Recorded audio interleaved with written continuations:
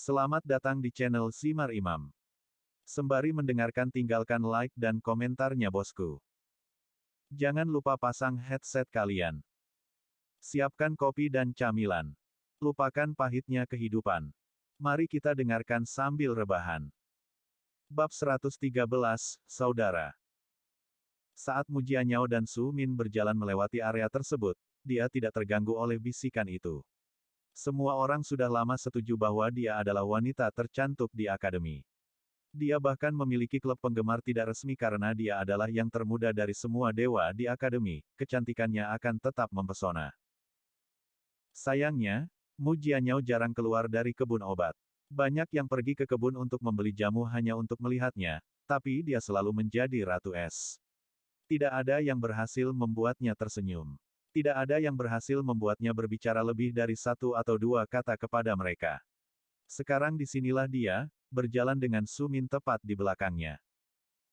Menurutmu apa yang telah dia lakukan untuk mendapatkan perhatian seperti itu dari nonamu? Apakah menurutmu dia mencoba mencuri ramuannya? Mungkin dia mengatakan sesuatu yang tidak pantas terhadap Immortal Miss-mu, lagi pula dia hanya manusia biasa. Sementara semua orang berteori mengapa Su Min diperlakukan istimewa, mereka berjalan melewatinya seolah-olah tidak ada yang membicarakan mereka. Mu Jianyao terbiasa selalu ditatap dan dibicarakan. Dia tumbuh dengan orang-orang memandang rendah dirinya. Selama masa kecil dan remajanya, dia adalah anak itik yang buruk rupa. Dia sering diolok-olok tetapi ketika kekuatannya tumbuh, kecantikannya meningkat. Akhirnya, dia menjadi makhluk surgawi yang dicintai semua orang, tetapi di dalam hatinya, dia selalu ingat bagaimana orang lain memperlakukannya. Mereka memperlakukannya secara berbeda, menjauhi dia dari persahabatan mereka. Saat itu dia sering menangis sendirian di kabinnya.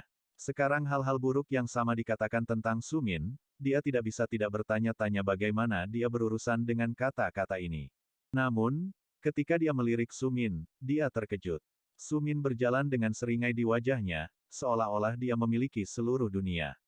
Dia tidak tampak sedikit pun khawatir tentang kata-kata yang diucapkan tentang dia. Dia cukup tangguh, tidak buruk, gumam Mu Jianyao pada dirinya sendiri dengan senyum di wajahnya, senyuman yang tidak dipahami oleh dirinya sendiri.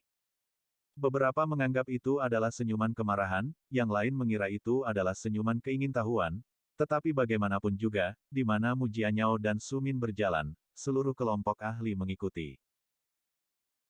Su Min maupun Mu Jianyao tidak melakukan apapun untuk menghentikan para pengikut di belakang mereka. Keduanya, tanpa sepengetahuan satu sama lain, berbagi pemikiran yang sama. Jika elf atau peri ini ingin tahu apa tujuan mereka, beri tahu mereka. Pada akhirnya, yang akan menderita adalah semua elf dan peri karena mereka akan mengetahui bahwa Mu Jianyao telah memilih manusia sebagai murid daripada mereka. Perjalanan melalui akademi itu panjang, agak terlalu lama. Su Min bertanya-tanya apakah Mu Jianyao sengaja berjalan lebih lama dari biasanya. Namun, pada akhirnya, dia tidak mengatakan apa-apa. Bahkan jika dia ingin membuatnya lebih lama dari biasanya dan menarik perhatian pada gerakan mereka, dia akan mendukungnya. Dia adalah tuan barunya, dan dia akan mengikuti semua perintahnya selama dia tidak memerintahkannya untuk membuang nyawanya. Akhirnya, setelah berjalan melalui akademi selama berabad-abad, mereka akhirnya tiba di menara misi. Su Min, panggil Mu Jianyao, dan Su Min langsung melangkah ke samping tuannya. Dia menjentikkan tangannya dan daun besar muncul entah dari mana. Wanita itu melangkah ke atasnya sebelum dia mengulurkan tangannya, memberi isyarat agar Su Min mengambilnya. Saat dia melakukannya, dia menariknya ke atas daun. Qi menyembur keluar dari tubuhnya, itu memasuki daun di bawah mereka, membuat daun itu naik ke udara. Itu pertama kali melayang beberapa sentimeter di atas tanah sebelum naik semakin jauh ke udara hingga mencapai puncak menara. Di puncak menara, ada sebuah pintu tanpa pintu. Daun langsung menuju pintu ini. Saat mereka sampai di sana, Mu Jianyao masuk ke pintu dan Su Min, yang tidak terlalu nyaman untuk tetap berada di atas daun yang mengambang, dengan cepat mengikuti di belakang. Ini adalah kantor kepala sekolah kami, kata Mu Jianyao dengan senyum di wajahnya. Dia sudah tahu semua yang terjadi di akademi, tapi kita masih harus datang dan memberitahunya tentang hubungan kita. Dia perlu memberi restu kepada kita. Mendengar ini, Su Min mau tidak mau takut kepala sekolah ini karena alasan tertentu akan melawan mereka. Mungkin dia tidak menyukai manusia. Mungkin dia adalah penggemar Mu Jianyao. Ada begitu banyak kemungkinan. Namun, bagi Su Min yang telah mengakui Mu Jianyao sebagai tuannya, dia sangat khawatir. Selamat datang manusia dan bajingan berdarah campuran, sebuah suara memanggil dengan santai. Kata-katanya tidak ramah, pada kenyataannya, mereka benar-benar kasar. Meskipun Su Min tidak keberatan disebut manusia, dia sangat marah ketika mendengar bagaimana tuannya disebut bajingan berdarah campuran. Merasakan amarah yang meningkat dalam amarah muridnya, Mu Jianyao dengan cepat meletakkan tangannya di atas kepalanya. Tiba-tiba Su Min kehilangan semua kekuatan atas tubuhnya. Bahkan mulutnya tidak lagi berfungsi. Seluruh tubuhnya menjadi boneka. Sentuhan seorang immortal belaka telah membuatnya sama sekali tidak berguna. Mu Jianyao menyapa ayah, panggil wanita itu. Dia tidak peduli sama sekali tentang apa yang dia telah dipanggil saat sebelumnya. Di wajahnya tidak ada kemarahan atau permusuhan. Ketika dia melihat kurangnya respon, desahan terdengar dari dalam bayang-bayang. Aku melihatmu tersenyum hari ini. Senyum darimu jarang seperti bulan merah, kata suara sebelumnya. Kupikir mungkin aku bisa melihat lebih banyak emosimu hari ini, tetapi kamu benar-benar seperti ibumu. Dia tidak pernah membiarkan emosimu terlihat. Dia menunjukkan ekspresi yang sama sampai hari dia meninggal. Apakah kamu tidak akan menyerah dan membiarkan emosi untuk sekali lagi menjadi bagian dari hidupmu? Apakah kamu tidak akan mencoba untuk hidup lagi? Meskipun sebelumnya Su Min dipenuhi amarah, sekarang dia dipenuhi rasa ingin tahu tentang kehidupan tuannya. Namun saat dia berpikir dia akan mendengar lebih banyak, suara Mu Jianyao terdengar di kantor. Ayah, saya datang untuk memberitahu Anda bahwa saya telah mengambil magang. Saya ingin mengajarinya seni energi spiritual dan pengendalian afinitas unsur. Benar-benar tidak ada emosi dalam suaranya. Kegembiraan yang dirasakan Su Min dalam suaranya ketika mereka berada di kebun obat telah hilang sama sekali. Meski begitu, Su Min tidak keberatan. Dia merasa bahwa meskipun wanita ini adalah Ratu Es tetapi jauh di lubuk hatinya ada emosi yang mengamuk.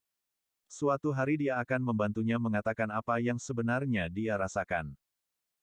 Aku tidak punya alasan untuk menolakmu, dan mengingat niat membunuh yang ditunjukkan muridmu ketika aku menyebutmu bajingan berdarah campuran, aku tahu dia sudah menghargaimu. Aku bisa menerimanya sebagai muridmu. Siapa tahu, suatu hari kamu mungkin menjadi jiwa yang lembut sekali lagi. Mu Jianyao tidak menunggu lebih lama lagi. Dia menyentuh Su Min lagi. Tubuhnya kembali ke kendalinya, tetapi dia tidak berbicara. Dia mengikuti di belakang tuannya saat mereka berdua sekali lagi menginjak daun yang mengambang sebelum mereka mendarat di tanah. Sekarang alun-alun tempat menara misi berada sudah dipenuhi elf dan peri. Berita tentang Su Min dan Mu Jianyao sudah lama diketahui oleh mereka semua, dan banyak yang penasaran dengan apa yang terjadi. Saat mereka mendarat di tanah, Mu Jianyao berbalik dan menatap Su Min. Sekarang kamu adalah muridku, mari kita mulai. Tugas pertamamu sebagai muridku sederhana. Aku berharap kamu mengambil misi untuk membunuh 20 binatang buas bintang 5 di dalam lembah abadi. Bawakan aku semua inti binatang buas. Jangan gunakan milikmu ular atau singa Anda. Mereka dapat ikut serta, tetapi mereka tidak diizinkan untuk menyerang. Oh, dan Anda hanya diizinkan menggunakan afinitas unsur Anda saat Anda menyerang mereka. Setelah mengatakan bahwa Mu Jianyao mulai menjauh. Namun, sebelum dia menjauh, dia berbalik sekali lagi dan menatap Su Min sebelum dia melemparkan botol ke arahnya. Ini adalah hadiah yang kamu dapatkan dari mengambilku sebagai tuanmu. Habiskan hari ini dan besok untuk mengkonsumsi pil ini dan pergi lusa, segera setelah kamu kembali, temui aku. Juga, jangan mati di luar sana.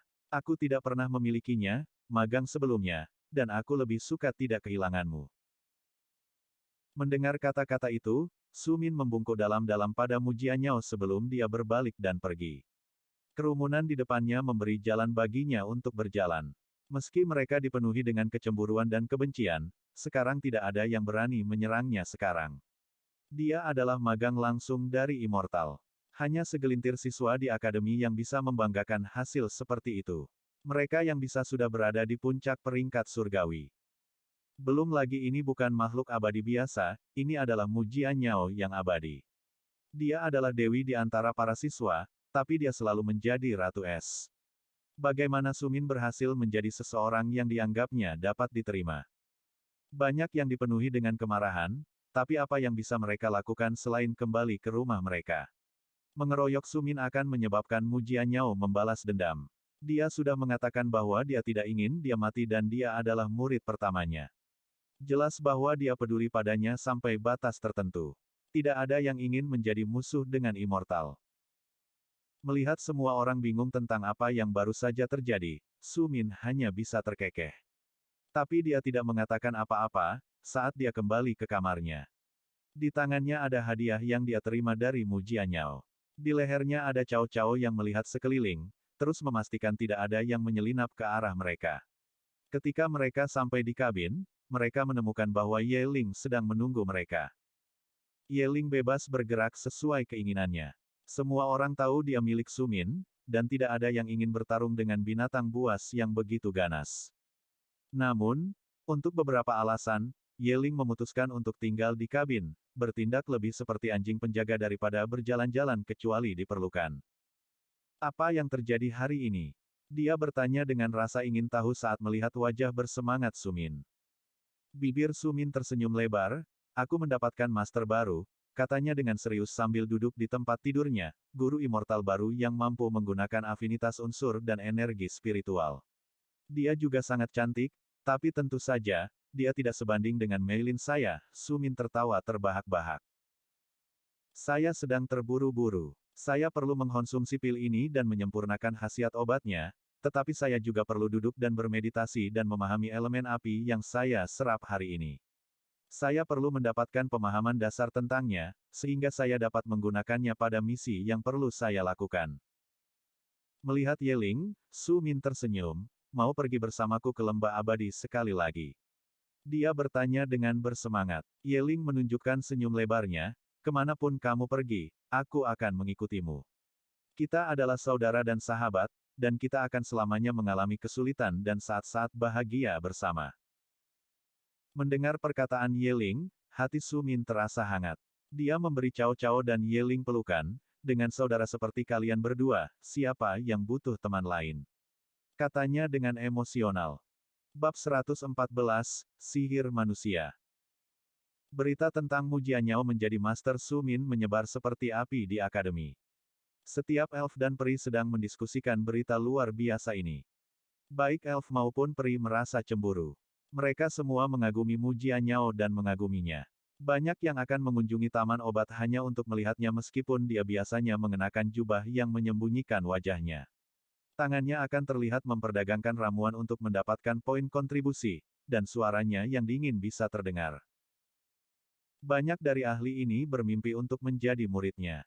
Beberapa bahkan bermimpi menjadi kekasihnya karena kecantikannya. Namun demikian, tidak ada yang merasa mereka memiliki bakat untuk melangkah maju dan mengajukan pertanyaan tentang dia yang menjadikan mereka sebagai murid. Sekarang Sumin adalah muridnya. Fakta ini saja membuat para elf dan peri dipenuhi dengan depresi karena mereka berharap telah berbicara lebih awal. Sekarang sudah terlambat. Seorang yang abadi dapat mengajar dan melatih satu siswa pada satu waktu. Mereka harus mencurahkan seluruh perhatian mereka kepada siswa yang satu ini. Selama Sumin berada di akademi, tidak ada yang bisa menggantikan posisinya. Oleh karena itu ketika para siswa mendengar bahwa Sumin telah diberikan misi pertamanya, mereka semua berharap dia akan mati. Jika dia mati, semua elf akan bertarung untuk mendapatkan kesempatan menjadi murid baru Mujian Nyao. Meskipun mereka semua berharap Sumin mati, tidak satupun dari mereka yang menjadi penyebab kematiannya. Membunuhnya bahkan lebih kecil kemungkinannya. Meskipun mereka tidak menyukai Sumin, dia adalah siswa akademi mereka dan membunuh sesama siswa tidak dapat diterima. Tidak hanya itu, dia sekarang memiliki perlindungan dari seorang immortal. Tidak ada yang tahu apakah Ratu Es ini mau membalas dendam pada muridnya atau tidak. Ada sedikit peluang. Dengan adanya kesempatan ini, siapa di dunia ini yang cukup bodoh untuk membuat marah seorang dewa? Sumin, yang berada di kabin rumah, sama sekali tidak menyadari apa yang sebenarnya terjadi di seluruh akademi. Su Min malah melihat pil obat di tangannya dan tersenyum. Aku akan makan pil ini dulu. Lalu aku akan fokus pada afinitas elemen api sesudahnya, kata Su Min pada dirinya sendiri sambil duduk di tempat tidurnya dalam posisi lotus. Yeling menempatkan dirinya di depan pintu sementara Cao Cao melingkarkan dirinya di leher Su Min seperti biasa. Menempatkan pil di dalam mulutnya, Su Min merasakan energi asing mulai mengalir ke tubuhnya dari dunia luar. Seolah-olah angin puyuh muncul di tengah dantiannya dan dengan kekuatan isap yang kuat menarik setiap ons energi dari dunia sekitarnya ke dalam tubuhnya di mana energi itu dengan cepat disempurnakan dan diubah menjadi Qi. Dia merasakan dantiannya terus berkembang. Kolam Qi di dalamnya banjir, semakin banyak energi mengisi ruang dan retakan yang muncul di dantian. Setiap kali seolah-olah akan meledak, angin puyuh akan mengirimkan berkas cahaya keemasan yang sekali lagi akan menyembuhkan retakan di dantian. Meskipun demikian, itu memungkinkan dantian untuk memperbesar ukuran yang membutuhkan banyak waktu. Dahi Su Min dipenuhi butiran keringat, giginya menggertakkan keras, dan tangannya mengepal. Dia sangat kesakitan. Setiap kali dantian mulai retak, dia akan merasakan sakit yang luar biasa. Dia tidak bisa menggambarkan rasa sakit ini, itu sangat menyakitkan, dan itu akan datang berkali-kali. Namun demikian, dia bertahan. Su Min sudah lama menyadari seberapa jauh peringkatnya naik. Ketika dia bisa melihat peningkatan langsung dalam kekuatannya, Su Min tidak bisa melakukan apapun selain melanjutkan pengisapan energi. Rasa sakit membuatnya lebih kuat. Pil obat itu memang manjur, begitu manjur sehingga Su Min benar-benar kehilangan akal sehat. Dia hanya fokus pada satu hal, dan itu adalah melewati kultivasi yang menyakitkan secepat mungkin dengan manfaat sebanyak mungkin. Angin puyuh dimulai dengan hanya menyerap energi di dalam kabin, tetapi segera semuanya telah dikonsumsi. Itu mulai berputar lebih cepat, menyeret lebih banyak energi dari daerah sekitarnya. Itu menjadi kuat bahkan para siswa memperhatikan kekuatan hisap yang datang dari dalam kamarnya. Banyak yang dipenuhi dengan kecemburuan. Mereka tahu bahwa tampilan kekuatan isap yang tiba-tiba ini disebabkan oleh Mu Jianyao. Fakta bahwa Su Min dapat memperoleh manfaat dari perlakuan seperti itu hanya karena wanita immortal yang luar biasa.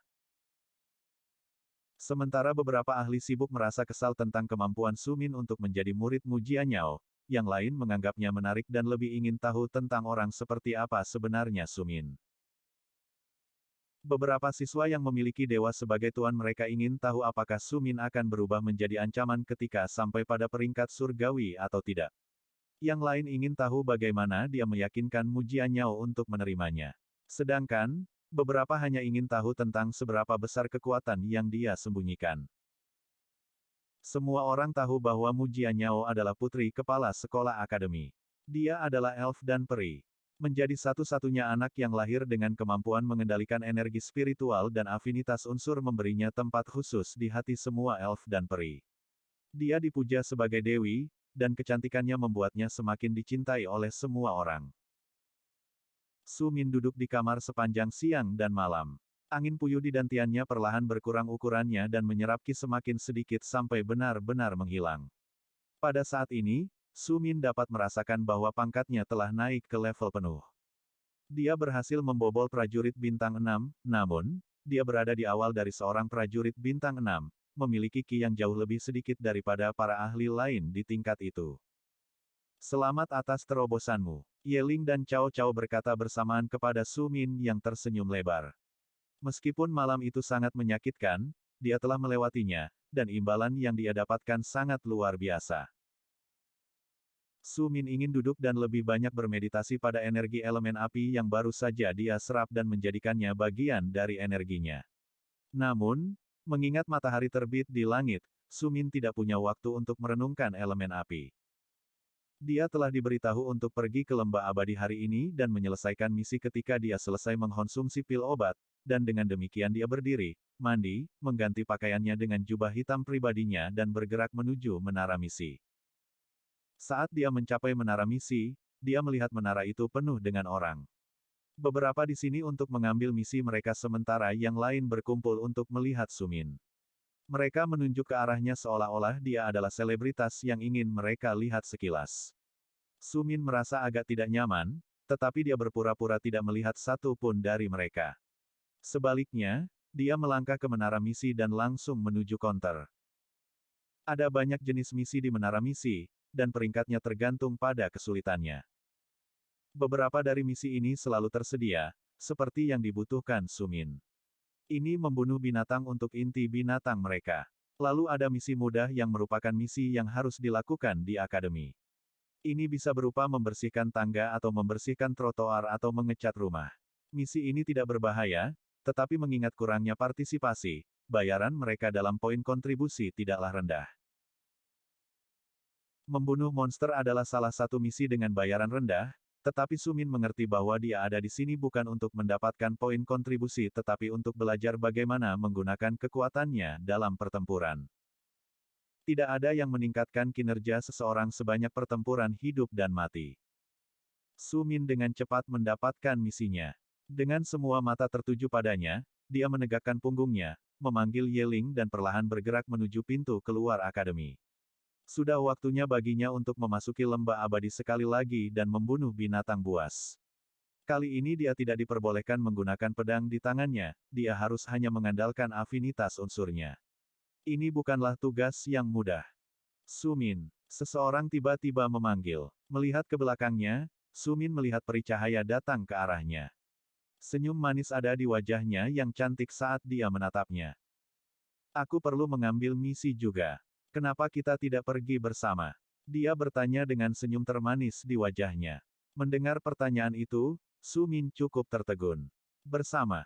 Dia bertanya untuk memastikan bahwa dia telah mendengarnya dengan benar, tetapi peri cahaya itu hanya menganggukkan kepalanya. Aku juga akan pergi ke lembah abadi untuk melakukan misi yang mirip denganmu. Mengapa kita tidak bepergian bersama? Jika kita berdua, membunuh lebih banyak binatang akan mudah. Jawabannya menggoda, tetapi Sumin tidak yakin.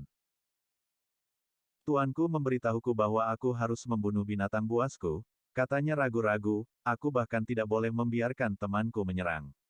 Bagaimana aku bisa pergi bersamamu dan membiarkanmu menyerang mereka untukku? Sumin tidak yakin apa yang harus dilakukan. Dia tidak tahu bagaimana menghadapi peri cahaya ini. Meskipun dia menarik, hati Sumin sudah diberikan kepada Meilin. Tidak ada wanita lain yang bisa mempengaruhinya. Dia lebih suka tidak menjadi bagian dari drama apapun. Karena itu dia ingin menjauh dari wanita cantik di sekitarnya.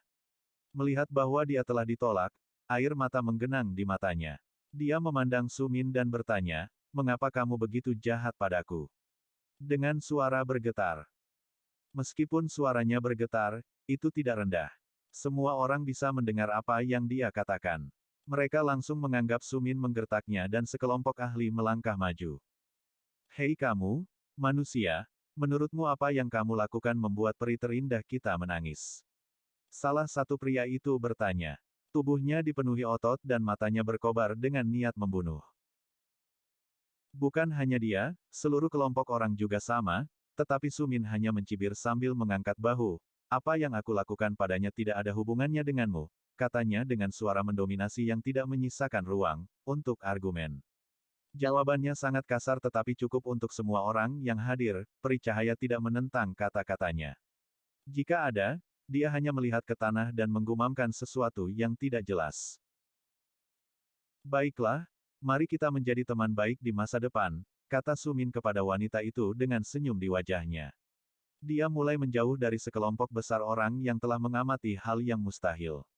Apakah Sumin telah melakukan sesuatu pada semua wanita cantik di akademi untuk membuat mereka mendatanginya? Tidak ada yang tahu, tetapi banyak rumor mulai menyebar. Desas-desus mengatakan dia menggunakan sihir manusia untuk mengambil alih pikiran semua wanita cantik.